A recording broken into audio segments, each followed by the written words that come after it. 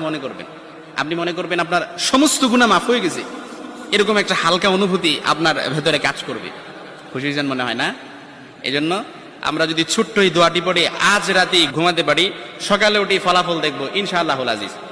আমি যদি আপনাদেরকে হাদিসের টেক্সট শোনাই, হযরত যায়েদ রাদিয়াল্লাহু তাআলা আনহু থেকে বর্ণিত, রাসূল সাল্লাল্লাহু আলাইহি সাল্লাম বলেন, হাদিসের স্পষ্ট ন্যারেশন হচ্ছে, যে ব্যক্তি রাত্রিবেলা 3 বার এই দোয়াটি পড়ে ঘুমিয়ে যাবে, সকালে উঠে আল্লাহ তাআলা তার সমস্ত গুনাহ মাফ করে দিবে। সুবহানাল্লাহ বাড়িতে যায় বললেন।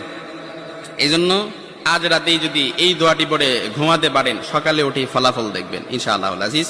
দোয়াটি আমরা সবাই পারি, তবে আপনাদের মনোযোগ আকর্ষণ, আপনারা একটু আমার দিক অ্যাটাচমেন্ট বাড়ান। আমি আপনাদেরকে বলতেছি, সবাই পারি, আমার সাথে একটু ঠোঁট মিলাবেন।